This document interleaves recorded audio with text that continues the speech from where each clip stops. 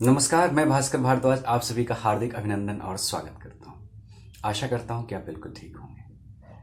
मेरे पास बहुत सारे मेल आ रहे थे, बहुत सारे मैसेजेस आए हैं कि सर कोई एक ऐसा जॉब बताइए इंडिया में जिसमें कि क्लिनिकल वर्क ना हो, सेंट्रल गवर्नमेंट का जॉब हो, सिर्फ रिसर्च वर्क हो, मतलब मुझे किसी भी पेशेंट को नहीं देखना पड़े, इस टाइप का जॉब, और सेंट्रल गवर्नमेंट जॉब हो और वो बीडीएस से रिलेटेड हो, मतलब कि हमें अपनी फील्ड को छोड़ना ना पड़े। मतलब ऐसा नहीं कि आप बोलो कि सर आप बीडीएस करके एमबीए कर लो तो भी तो आप पेशेंट नहीं देखोगे ना, आप अपने प्रोफेशन से अलग हो गए। तो वो ये चाहते हैं कि नहीं, बीडीएस के अकॉर्डिंग टू ही मुझे जॉब मिल जाए और वो सेंट्रल गवर्नमेंट का जॉब हो। तो ऐसे जॉब्स हैं इंडिया में, बहुत कम हैं। जैसे फॉर एग्जांपल डीआरडीओ में है, आईसीएमआर में है, इसरो तक में है और भी बहुत सारे रिसर्च इंस्टीट्यूट में है। बट आज हम जो बात करेंगे वो सिर्फ आईसीएमआर पे करेंगे। नेक्स्ट वीडियो जब आएगी मेरी तो उसमें डीआरडीओ पे बात करेंगे, उसके बाद जब आएगी तो इसरो पे बात करेंगे, और लास्ट में अगर टाइम मिलता है तो उस वीडियो में हम लोग ये डिस्कस करेंगे कि नासा में कैसे जॉब कर सकते हैं आफ्टर बीडीएस एमडीएस। यानी डेंटिस्ट की क्या इंपॉर्टेंस है स्पेस प्रोग्राम में। आपको सुन के बहुत हैरानी होगी, स्पेस प्रोग्राम में डेंटिस्ट की बहुत ज़्यादा वैल्यू है, बहुत ज़्यादा। मतलब उनके बिना स्पेस प्रोग्राम नहीं हो सकता है, कोई चांस नहीं होने का। तो वो हम बात करेंगे कभी किसी और वीडियो में कि कैसे क्या क्या होता है। और अगर अभी तक आपने चैनल को सब्सक्राइब नहीं किया तो प्लीज़ सब्सक्राइब कीजिए। और आप सबसे मेरा अनुरोध है कि आप इस वीडियो को शेयर करें मैक्सिमम लोगों तक। बहुत सारे लोगों ने मुझे मेल किया है, ये पूछा है कि शेयर कैसे करें। इट्स वेरी इजी, आप लिंक कॉपी करें, अपने व्हाट्सएप स्टेटस पे लगा दें, हो गया शेयर। आपके जितने भी फ्रेंड्स हैं वो सब उस वीडियो को एक्सेस कर पाएंगे। चलिए, ऑल दो खत्म करते हैं इन बातों को। हम लोग बात करेंगे आज कि आईसीएमआर में आप अप्लाई कैसे करोगे, क्या प्रोसीजर होता है सिलेक्शन का, आपको क्या क्या आना चाहिए उसके सिलेक्शन के लिए। और एक और इंपॉर्टेंट बात, आईसीएमआर कोई भी रिटन एग्जाम नहीं लेता है आपके सिलेक्शन के लिए। तो वो किस बेसिस पे आपका सिलेक्शन करता है, वो सारी बातें इस वीडियो में करेंगे। और वो कितने अटेम्प्ट देता है आपको, क्या चांसेस होते हैं, क्या सैलरी होती है, ऑल दो कंप्लीट डिटेल में बात आज करते हैं हम लोग इसके बारे में। चलिए स्टार्ट करते हैं। आईसीएमआर, पहले शायद बहुत कम लोग इसका नाम जानते होंगे, हाँ रियलिटी है ये। बट जब से कोविड आया है तब से हर कोई इसको जानता है। मतलब जो मेडिकल फील्ड के हैं वो भी, जो रिसर्च फील्ड के हैं वो भी, जो non medical non research field के हैं वो भी, क्योंकि हर दूसरे दिन टीवी पे आपको आईसीएमआर दिखता था, हर दूसरे दिन आपके न्यूज़पेपर में आईसीएमआर होता था। तो दिस इज द रीजन, अब हर कोई इसे जानता है। तो आईसीएमआर एक पीएचडी प्रोग्राम लेके आया है, ये 2018 में उन्होंने लाया, फर्स्ट टाइम 2018 में लॉन्च हुआ। इसमें 40 सीट्स टोटल हैं, जिसमें कि 30 सीट एमबीबीएस वालों के लिए रिजर्व करके रखा है उन्होंने, और 10 सीट बीडीएस वालों के लिए रिजर्व करके रखा है। इसमें जो सबसे पहली कंडीशन है वो ये है कि आप एमडीएस नहीं होंगे। मतलब कोई भी एमडीएस इसमें अप्लाई नहीं कर सकता है, सिर्फ और सिर्फ बीडीएस ही अप्लाई कर सकता है। आपके बीडीएस में 60% मार्क्स ओवरऑल होने चाहिए सारे ईयर में। ओवरऑल 60% का मतलब है कि सपोज कीजिए कि आपका फर्स्ट ईयर में 59% है, बाकी सारे ईयर में 70% है, तो ओवरऑल वो 60% प्लस हो गया। बट आईसीएमआर ऐसा नहीं कह रहा, आपके हर ईयर में 60% मार्क्स उसे चाहिए। ठीक है ना, फर्स्ट ईयर में 60%, सेकेंड ईयर में 60%, थर्ड ईयर में 60%, फाइनल ईयर में भी 60% मार्क्स चाहिए। इसके बाद जो नेक्स्ट इसका है, ये आपको सिर्फ 2 चांस देगा, ओनली 2 चांसेस। अब ये चांसेस का क्या लेना देना है, सपोज कीजिए आप 2018 में पास आउट होते हैं बीडीएस, तो आप 2018 में इस एग्जाम में अपियर हो सकते हैं, देन 2019 में अपियर हो सकते हैं, बट 2020 में अपियर नहीं होंगे आप। मतलब सीधा सा है, जिस साल आपने बीडीएस पास आउट किया उस साल आप अपियर हो जाएंगे एग्जाम में, और उसके नेक्स्ट वाले ईयर में। इसके अलावा आप कभी भी अपियर नहीं हो पाएंगे। तो एक तो सबसे अच्छी बात यह है इसमें कि जैसे बहुत सारे गवर्नमेंट सेक्टर में जब फॉर्म आते हैं, चाहे वो बीडीएस लेवल पे हो, किसी भी लेवल पे हो, अगर बीडीएस लेवल पे भी होते हैं तो एमडीएस वाले बच्चे भी उसमें अप्लाई करते हैं, तो ऑलरेडी आपकी कंपटीशन बहुत राइज हो जाती है। यहां पर ऐसा कुछ नहीं है, सिर्फ और सिर्फ बीडीएस ही अप्लाई कर सकते हैं और कोई भी अप्लाई नहीं कर सकता। और मैक्सिमम आपके ही फ्रेंड होंगे, क्यों ना, तो आपके कलीग होंगे। कैसे?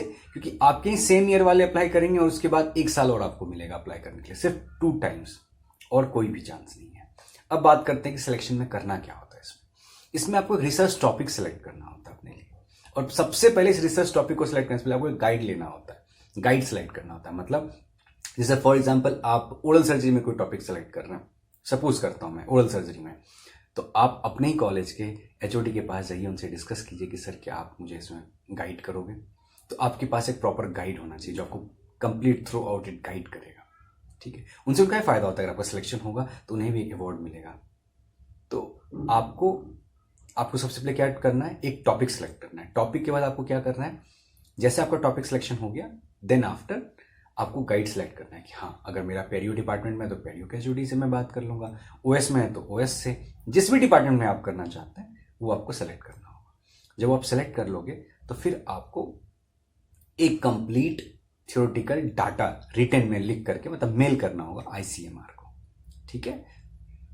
और 100 रुपीज फीस होती है इसकी, एंट्री फीस 100 रुपीज है। आप मेल करोगे अपनी कंप्लीट टॉपिक, सब टॉपिक कि हाँ मैं इस पर रिसर्च करना चाहता हूँ, मैं ये मेरा है, मतलब मैं ये सोच रहा हूँ कि ये चीज़ होता है, तो फिर वो आपको अप्रूवल दे देंगे।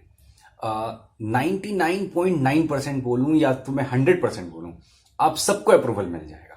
क्योंकि सिंपल सी बात है, अगर मैं लिख करके भेज रहा हूँ फॉर एग्जाम्पल कि बिना आरसीटी किए ही सपोज दैट हम बिल्टअप कर सकते हैं, दांत बिल्कुल ठीक हो सकता है। आई डोंट नो ये पॉसिबल है या नहीं है, बट अगर आप ये लिख करके सेंड कर रहे हैं आईसीएमआर को तो आपको अप्रूवल देगा वो, क्योंकि उसे क्या पता, हो सकता है आपने कुछ अच्छा सेलेक्ट किया हो जो किसी और ने नहीं सोचा हो रिसर्च के बारे में, हो सकता है आप इस पर बहुत कुछ रिसर्च कर चुके होंगे। तो आप समझ रहे हैं मैं क्या कह रहा हूँ, आप कोई भी टॉपिक सेलेक्ट करेंगे तो कहीं ना कहीं आपको अप्रूवल मिलेगा ही मिलेगा। फिर आप उस टॉपिक पे काम करेंगे, किनके साथ, अपने गाइड के साथ। आपके गाइड उसमें पूरा कंप्लीट आपको गाइड करेंगे, जो भी टीचर होंगे आपके, यहाँ ये करना है, ये करना है, ये करना है। फिर जब आपका कंप्लीट होगा पूरा प्रोसीजर तो आईसीएमआर आपको दिल्ली बुलाएगा कि आप आइए और प्रेजेंटेशन दीजिए अपना, कि आप क्या कहना चाह रहे हैं, कैसे रिसर्च करोगे, किस बेसिस पे करोगे। कुछ तो बेसिस दोगे ना कि हाँ 5% उन्हें लगना चाहिए कि हाँ जो आप बोल रहे हो बिल्कुल सही है। तो आप उन्हें ये कंप्लीट अपना प्रेजेंटेशन प्रेजेंट करोगे, हाँ ये है, ये है, ये है। अब इसमें इंपॉर्टेंट क्या क्या है, यहाँ पे आपकी सीवी बहुत इंपॉर्टेंट रखेगी। आप जो अपना सीवी सेंड करोगे वो भी बहुत इंपॉर्टेंट रखेगी। तो आर्टिकल, इंटरनेशनल आर्टिकल वगैरह आप प्रैक्टिस कीजिए अभी से लिखने का, पब्लिश करवाइए। आप बहुत सारे पेपर प्रेजेंटेशन दीजिए, केस प्रेजेंटेशन दीजिए, वो सब कुछ इंपॉर्टेंस मायने रखेगा यहाँ पे आपकी लाइफ में। फिर जब आईसीएमआर आपको बुलाएगा फिर आप प्रेजेंट करोगे उस चीज़ को, जब अपनी पूरी की पूरी इसको प्रेजेंट करो कि हाँ ये मेरा केस है, ये हम ऐसे कर सकते थे। देन आफ्टर इफ अगर आपका सिलेक्शन होता है, मैं दुआ करूंगा कि आपका सिलेक्शन जरूर हो, अगर आपका सिलेक्शन हो जाता है तो फिर 3 साल के लिए आपको वो पीएचडी प्रोग्राम में डाल देंगे। मतलब आप कंप्लीटली बीडीएस के बाद सीधा पीएचडी कर लोगे। 3 ईयर का वो पूरा प्रोग्राम होगा। और पीएचडी आप किस में करोगे, जो टॉपिक आपने सेलेक्ट किया है, जो भी आपका टॉपिक था जिसमें आप रिसर्च करना चाहते हो, उसमें आप पीएचडी प्रोग्राम में एनरोल हो जाओगे वहां पे। अब आईसीएमआर खुद एक कोई इंस्टीट्यूट है ही नहीं, तो वो आपको पीएचडी प्रोग्राम के लिए अलग अलग कॉलेजेस में सेंड करेगा। जैसे फॉर एग्जाम्पल कि आपने ओएस सेलेक्ट किया, ओएस का कोई टॉपिक सेलेक्ट किया, तो इंडिया का one of the best college, मतलब रैंक 1 पे अगर ओएस को किसी को देखा जाए तो वो है केजीएमयू लखनऊ। तो आपको केजीएमयू लखनऊ यहां से भेज दिया जाएगा। अब आप केजीएमयू लखनऊ में 3 साल के लिए, ठीक है, किंग जॉर्ज मेडिकल कॉलेज में आप पीएचडी करेंगे। और उस पीएचडी के दौरान आईसीएमआर आपको वहां पे हॉस्टल फैसिलिटी प्रोवाइड करवाएगा, 1 क्लास हॉस्टल फैसिलिटी प्रोवाइड करेगा। हर महीने 1 लाख रुपए आपको सैलरी देगा, 1 लाख रुपीज पर मंथ।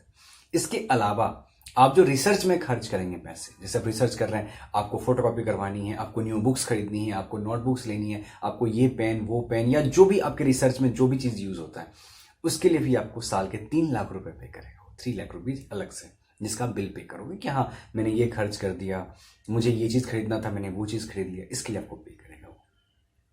जब आपका 3 साल बाद ये कंप्लीट होगा, ये पूरा कंप्लीट, तो पीएचडी के साथ साथ आपके नाम के आगे साइंटिस्ट भी लग जाएगा कि आप साइंटिस्ट हो। जब आप साइंटिस्ट बन जाओगे तो इसके बाद आईसीएमआर आपको ऑफर करेगा कि या तो आप इंडिया को सेवा दीजिए, इंडिया आ जाइए, या तो फिर जितनी भी यूनिवर्सिटी इंडिया में उन सब में प्रोफेसर्स की जॉब आती है रिसर्च में, वहां आपको ले लिया जाएगा। It's depend upon you. और अगर आप चाहें तो फॉरेन कंट्री में भी जा सकते हैं, और वहां पर आपको जाने के लिए रिसर्च में खासकर कोई एग्जाम देने की जरूरत नहीं है। जैसे फॉर एग्जांपल बीडीएस के बाद अगर आप जाना चाहते हैं प्रैक्टिस के लिए कहीं भी किसी भी फॉरेन कंट्री में, तो आपको लाइसेंस एग्जाम पास करना होता है, या फिर कुछ कंट्री में ये रूल होता है कि आपको वहां जाकर के 1 या 2 साल का कुछ स्टडी करना होगा, then only you got that. But research में ऐसा कुछ भी नहीं होता है, आप इजिली जा सकते हैं और वहां जाकर के जॉब कर सकते हैं। सैलरी बहुत अच्छी होती है रिसर्च में, बहुत अच्छी। और अगर आप आईसीएमआर में ही आ गए तो फिर कहने की कोई बात ही नहीं। आप 1 क्लास ऑफिसर होंगे, आपको 10 o'clock जाना होगा, 5 o'clock वापस आ जाना होगा। कोई पेशेंट नहीं देखना है, कोई सरदर्दी नहीं आपको एक्स्ट्रा लेनी है। आप सिर्फ अपना रिसर्च वर्क करेंगे, अपने फील्ड के आप सबसे अच्छे ऑफिसर्स होंगे वहाँ पे। अब कहीं भी जाएंगे इसके बाद आपकी बहुत अच्छी होगी। अब इसमें क्या है कि बहुत सारे लोग मन में आ रहा होगा कि कैसे करेंगे, मतलब अगर आर्टिकल नहीं लिख रहे हैं तो लिखना स्टार्ट कीजिए। आप आर्टिकल लिखना स्टार्ट कीजिए कि कैसे लिखते हैं। टीचर से बात कीजिए, पेपर प्रेजेंटेशन कीजिए, केस प्रेजेंट कीजिए। केस प्रेजेंट करना बहुत ईजी है, ऐसा कुछ भी टफेस्ट नहीं है। आप बीडीएस लेवल की मैं बात करता हूँ, आप औरतों में पोस्टेड हैं, आपको 1% तो मिलेगा ही करने को औरतों में। आप उसी पेशेंट को अपना केस बना लीजिए ना, कंप्लीटली आपने जो भी स्टेप्स किए उसको पीपीटी में कन्वर्ट कीजिए और उसको प्रेजेंट कर दीजिए। This is a case presentation. बहुत आसान है, इजी है, थोड़ा सा आपको दूसरों से हट करके सोचना होगा।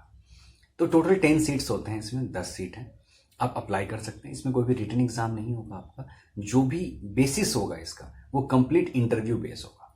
आप जो इंटरव्यू में वहाँ बात करेंगे, जो अपना केस प्रेजेंट करेंगे, उसके अकॉर्डिंग टू ही आपका सिलेक्शन किया जाएगा। तो आईसीएमआर एक बहुत ही अच्छा मतलब जॉब अपॉर्चुनिटी है अगर आप बीडीएस के बाद ही जस्ट सोच रहे हैं तो। नेक्स्ट वीडियो में मैं आपसे बात करूंगा डीआरडीओ के बारे में। ये डीआरडीओ में, लेकिन डीआरडीओ, नासा, इन सब में आफ्टर बीडीएस आपका चांसेस नहीं होता है। वो सब मैक्सिमम टू मैक्सिमम जो कैंडिडेट लेते हैं वो एमडीएस लेते हैं, और एमडीएस प्रोस्थो लेता है।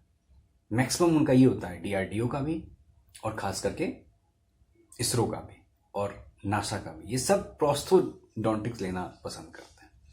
अगर आपको पता है कि क्यों लेते हैं तो कमेंट करके जरूर बताइएगा वाई। प्रोस्थो ही क्यों, इंडो क्यों नहीं, ओएस क्यों नहीं, वाई प्रेफर क्यों करते हैं वो प्रोस्थो को, जरूर बताइएगा मुझे अगर आपको पता है। नहीं तो नेक्स्ट वीडियो या फिर उसके नेक्स्ट वीडियो में जब भी मेरी वीडियो आएगी मैं आपको जरूर बताऊंगा क्यों ऐसा होता है। आप सब एक बार जरूर ट्राई कीजिएगा। अगर आप बीडीएस कर रहे हैं और आईसीएमआर में आपका नहीं भी जाने का इच्छा है तो भी आप अप्लाई कीजिए। मैं ये नहीं कहता उससे सिलेक्शन हो जाएगा, नहीं हो जाएगा। आपको एक फीलिंग तो आएगी कि आईसीएमआर वाले इंटरव्यू लेते कैसे हैं। आईसीएमआर में जब आप कोई एक सेलेक्ट किए थे टॉपिक, तो वो टॉपिक आपका बहुत ही स्ट्रांग हो जाएगा। आपके कॉलेज में क्या, उस पूरे मतलब इंडिया में, मतलब उस टॉपिक पे आपका एक बहुत बड़ा कमांड होगा। आपका सिलेक्शन हो या ना हो, क्यों? क्योंकि आप पर्टिकुलर एक टॉपिक पे बहुत ज़्यादा रिसर्च कर चुके होंगे, बहुत सारे आर्टिकल पढ़ चुके होंगे, बहुत सारे बुक्स पढ़ चुके होंगे, आपके गाइड आपको बहुत कुछ गाइड कर चुके होंगे उसके बारे में। तो एक टॉपिक आपका ना बहुत स्ट्रांग हो जाएगा, बहुत ज़्यादा। तो सिलेक्शन हो या ना हो, that is a different thing, but according to me appear होना चाहिए आईसीएमआर के एग्जाम में। आप भी ट्राई कीजिएगा, आप अपने फ्रेंड्स को बताइए इसके बारे में, क्योंकि डेंटिस्ट्री में जॉब्स बहुत सारे हैं। आपको सुन के बहुत हैरानी होगी कि जब फर्स्ट टाइम 2018 में आईसीएमआर का रिजल्ट आया था इसके लिए, तो बहुत ही कम बच्चों ने अप्लाई किया था। अब खुद सोचिए कि बीडीएस के बाद आपको जॉब मिल रहा है, 1 लाख रुपए सैलरी है, पीएचडी का डिग्री मिल रहा है, वो भी आईसीएमआर जैसे संस्था से, और फिर भी उसमें बहुत ही कम एंट्रीज आई थी, एप्लीकेशंस आई थी। रीजन क्या था? रीजन ये था कि किसी को कुछ पता ही नहीं उसके बारे में। हम लोग यही बता, अपने जब डेंटल स्कूल में आते हैं, कॉलेज में आते हैं, डेंटल कॉलेज में, तो बस एक ही चीज सीनियर के मुझे सुना होता है हमारे में, जॉब ही नहीं है, जॉब ही नहीं है, जॉब ही नहीं है। ऐसा कुछ नहीं है, जॉब नहीं है। जॉब क्यों नहीं है? क्योंकि आपको नहीं पता है, आप अवेयर नहीं हो, आपने अच्छे से पढ़ाई नहीं की। जॉब इसलिए नहीं है। ऐसा तो नहीं है कि भाई जॉब नहीं है, जॉब तो बहुत सारे हैं, अलग अलग फील्ड में है। इट्स ऑल डिपेंड कि आपको पता है कि नहीं पता है कि जॉब है या नहीं है। तो इसलिए प्लीज, और वन मोर थिंग, इस बार तो एक डेंटिस्ट आईएएस क्वालिफाई किए हैं, आई थिंक गर्ल कैंडिडेट है, टॉप 10 में रैंक है। सो फील की कितनी अच्छी बात है कि आज हमारे डेंटिस्ट मतलब कि एक अलग मोटिव में भी जा करके, एक अलग सिचुएशंस में भी जा करके, एक अलग जगह पर जा करके, जो कम्प्लीटली डिफरेंट है आपके मेडिकल लाइफ से, फिर भी वहाँ जाकर आप टॉप कर रहे हो और इंडिया के one of the most toughest exam में आप टॉप 10 रैंक ला रहे हो। कॉन्ग्रेचुलेशंस। और आप सब सोचिए एक बार कि आप क्यों नहीं कर सकते। जब वो आउट ऑफ द फील्ड जाके कर सकती हैं तो आप तो इन फील्ड हैं, मतलब आपने जो बीडीएस में किया है बस उसी के बारे में बात किया जाएगा वहाँ पर। ऐसा कुछ नहीं होगा जो आउट ऑफ द वे बात किया जाएगा। तो आप सब कर सकते हैं। आप सबसे मेरा अनुरोध है कि अगर आपने चैनल सब्सक्राइब नहीं किया है तो प्लीज़ कर लीजिए और मैक्सिमम इस वीडियो को शेयर कीजिए। और दोबारा प्लीज़ मुझे कोई मैसेज ना कीजिएगा कि शेयर कैसे करते हैं, प्लीज़। मैंने बता दिया है और आप सबको पता होता है। कुछ ही लोग ऐसे होते हैं जो इस टाइप के मैसेज करते हैं।